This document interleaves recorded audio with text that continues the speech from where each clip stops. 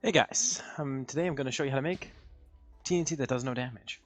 So there are two ways I found out how to do this. First is you can instantly get rid of the TNT when it spawns, or if you want it to do no damage, but still explode, I also have that designed.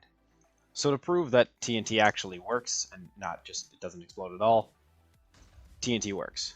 The first method is much simpler to instantly get rid of the TNT.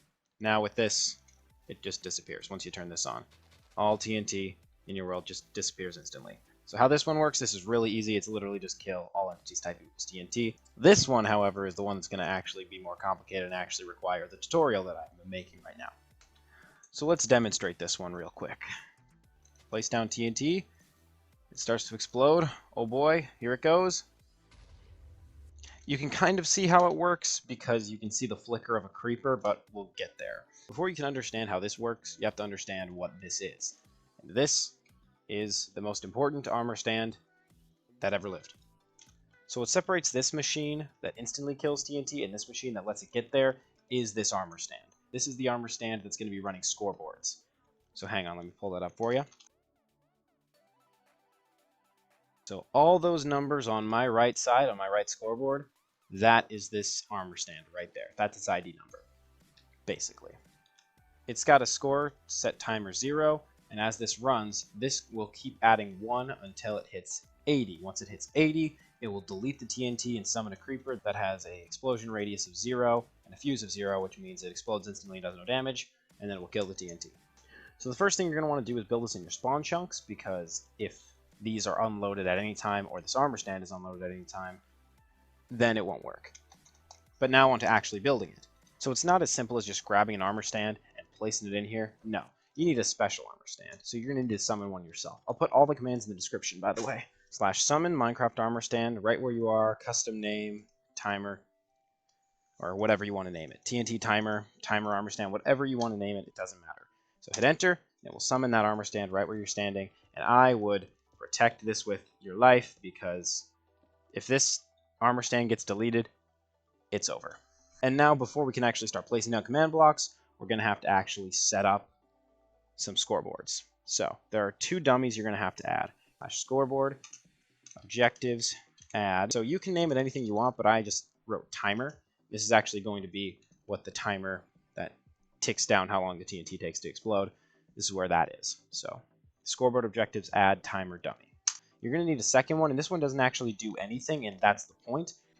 So this one I just wrote tntDummy because it's literally here to do nothing. That's its job.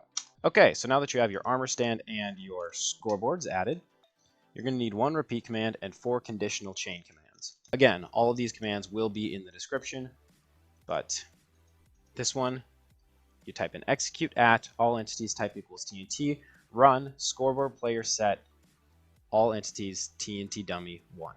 Next, in the first chain command, we're going to need to make sure, remember, chain, conditional, always active. This first one, you have to do scoreboard players add all entities type equals armor stand, name equals TNT timer, or whatever you named the armor stand at the beginning, and then timer 1.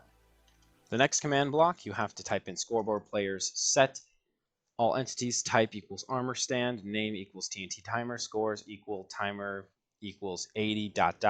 timer equals 0. If you want to be safe, if you're playing on a server, I would suggest going 75 on this, or even 70, because that gives you more time in case of lag. If you're in a lag-free world, 80 will work every time. But if there's ever a lag spike when TNT is going off, then I'd say maybe 70 or 75. It won't be exactly now. The TNT will explode a little bit prematurely, but it's a lot safer in terms of lag. Next, you spawn the creeper there. So execute at all. So what these two did was it started a command chain that these two were the only ones running until the timer hits 80, and once the timer hits 80, this command can run. So this command summons a creeper at the TNT, but it's a special creeper. It's got fuse equals 0, explosion radius 0, custom name, TNT. And then the final command block is going to kill the TNT. Kill / all entities type equals TNT. So now each of these command blocks is labeled, so I'll have them labeled like this in the description. 1, 2, 3, 4, and 5. Plus all the pre-stuff. Oh yeah, one more thing.